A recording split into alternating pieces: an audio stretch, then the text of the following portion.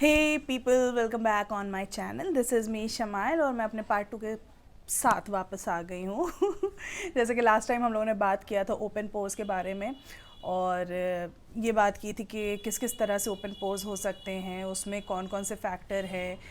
सो वो 3 फैक्टर्स हैं। एक तो आपका जेनेटिक हो गया, दूसरा आपका हो गया आप एक्ने प्रोन हैं और आपका ओवर प्रोडक्शन होता है, तीसरा आपका हो गया है एज के साथ आपको ओपन पोज आ रहा है जिसकी वजह से कोलेजन का मतलब जिस वजह से आता है उसमें क्या होता है कि कोलेजन का लॉस होता है।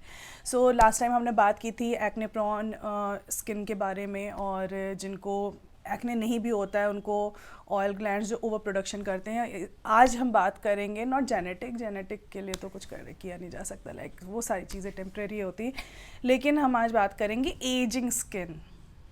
ये बहुत इम्पॉर्टेंट है। हम एज के साथ कोलेजन लूज़ करते हैं, लाइक हमारे स्किन के अंदर कोलेजन इलास्टिन होता है जो हम एज के साथ लूज़ करना स्टार्ट करते हैं, जिसमें बहुत सारे फैक्टर्स इन्वॉल्व रहते हैं, जैसे पोल्यूशन हो गया, देन सनस्क्रीन नहीं लगाना हुआ, एंड देन नेचुरली भी धीरे धीरे करके आपका जो कोलेजन इलास्टिन होता है वो डिप्लीट करता है। तो जब हमारे हेयर फॉलिकल के आसपास की स्किन के पास से कोलेजन और इलास्टिन जब कम होना शुरू होता है तो वहाँ पे ओपन पोर्स तो उसी वजह से होते हैं, लाइक वहीं से ही सिबेशियस ग्लैंड से सीबम निकलता है। सो वहाँ के जब स्किन लूज़ होनी शुरू होती है, कोलेजन इलास्टिन ख़त्म होगा तो स्किन लूज़ होना स्टार्ट होगी, सैगिंग होना स्टार्ट होगी, और उस वजह से जो पोर्स होते हैं उसका साइज़ बढ़ता है। तो ये सारी चीज़ें हैं, इसीलिए हमेशा डॉक्टर्स बोलते हैं, और अब तो खैर मैं भी ये करने लगी हूँ, नहीं तो 5-6 साल से तो मैं भी नहीं करती थी। 5-6 साल तो नहीं बोलूँगी, लेकिन हाँ 3 साल हो रहे हैं मैं रिलीजियसली सनस्क्रीन लगाती हूँ, क्योंकि बहुत बड़ा फैक्टर है।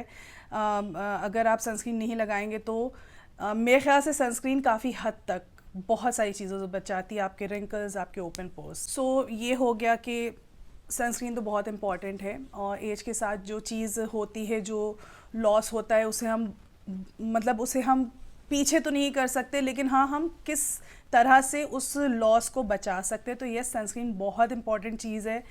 ये कोई नहीं बताता है कि सनस्क्रीन की वजह से ओपन पोर्स हो सकते हैं, तो प्लीज़ सनस्क्रीन तो लगाना शुरू कीजिए। को हर एज के साथ मॉइस्चराइज़र इंक्लूड करना पड़ेगा। अब उस मॉइस्चराइज़र क्या, लाइक सिर्फ फैटी मॉइस्चराइज़र नहीं, आपको सेरेमाइड क्रीम्स इंक्लूड करनी पड़ेगी जो आपके स्किन बैरियर को बचाती है।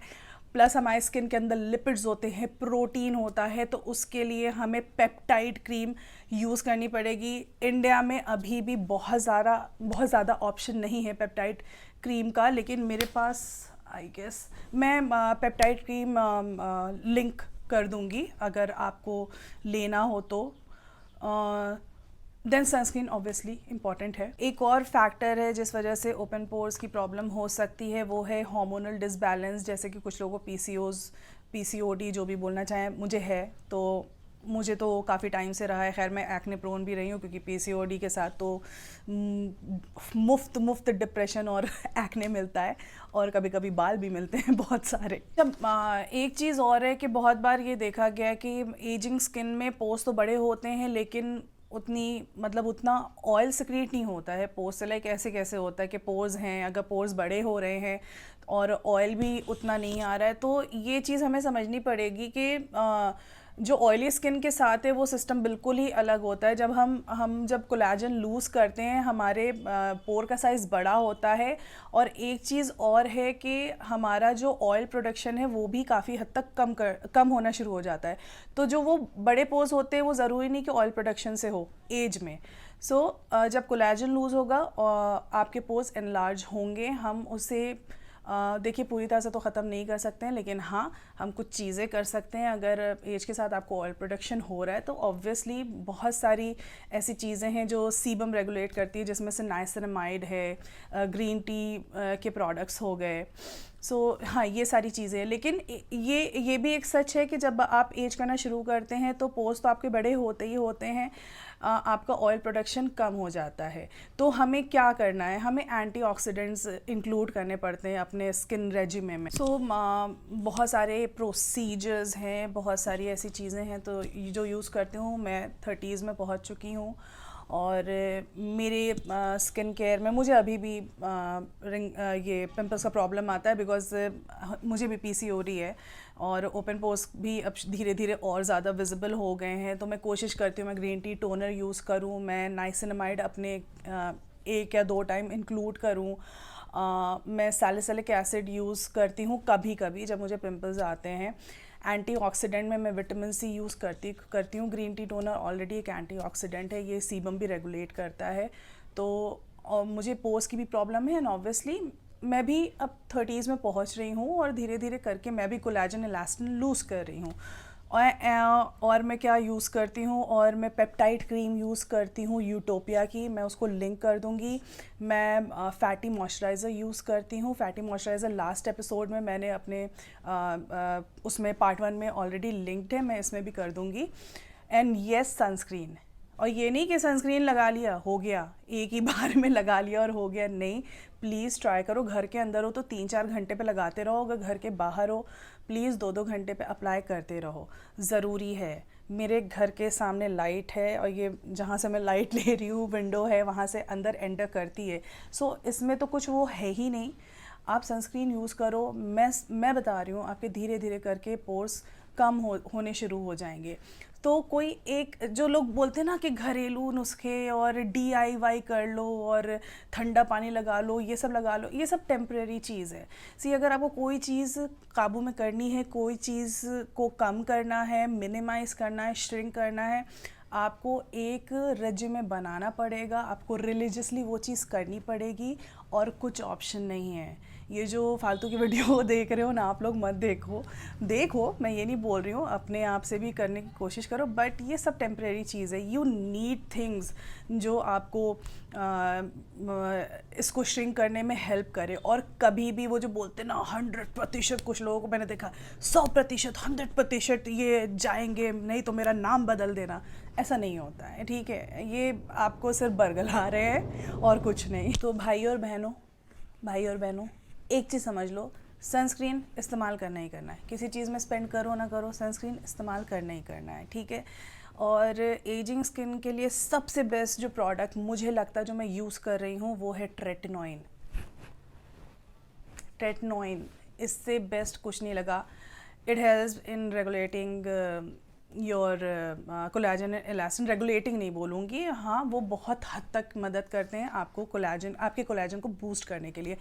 अच्छा, बहुत सारे कोलेजन क्रीम्स आती हैं, मुझे नहीं लगता, और जितना अभी तक जितने भी सर्वेज़ हुए हैं और जितने भी साइंटिस्ट लोगों ने जो भी किया है और जो मैंने पढ़ा है, कोलेजन क्रीम कुछ खास काम नहीं करती है, कुछ ऐसा फ़ायदा नहीं है, लेकिन नुकसान भी नहीं है।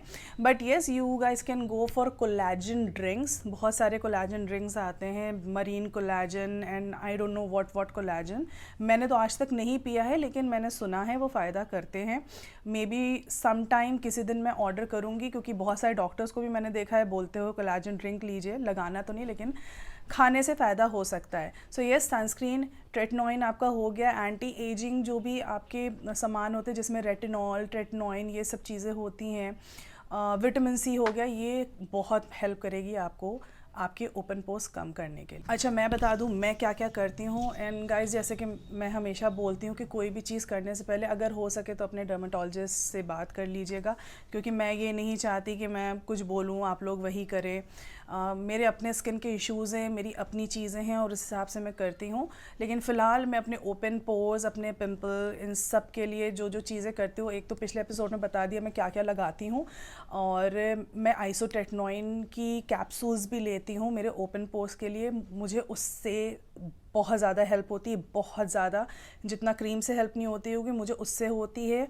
और इसका कोर्स रहता है, 3 महीने का कोर्स रहता है, वो 3 महीने का कोर्स मैं अक्सर करती हूँ। सॉरी, ये हमेशा बात करते करते मुझे बर्प आता है तो मैं वो शुरू करती हूँ, तो मेरे ओपन पोर्स में काफ़ी विजिबल चेंजेस आते हैं।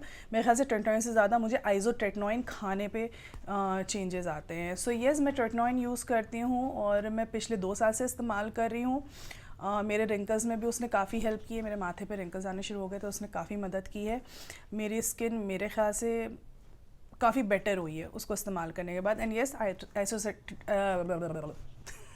आइसोट्रेटनॉइन खा के भी बहुत ज़्यादा मेरी स्किन बहुत ज़्यादा बेटर हुई है।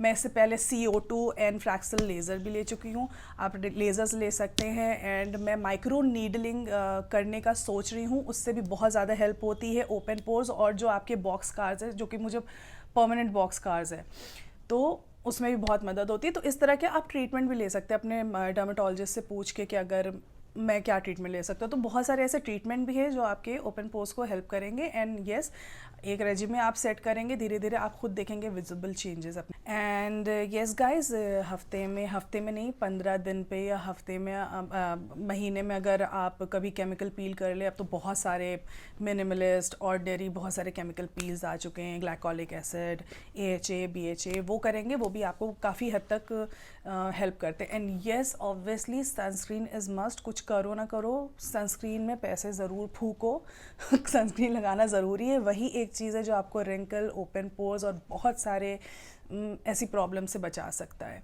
So yes, this is me Shamail. और कोशिश तो मैंने आज की है कि वीडियो थोड़ा छोटा करूँ, बट होता नहीं है। और जो प्रोडक्ट्स हैं जो मैं इस्तेमाल कर रही हूँ और जो आपको हेल्प करेगा, मैं ज़रूर उनका लिंक नीचे डाल दूँगी। And yes, thank you so much, मिलते हैं।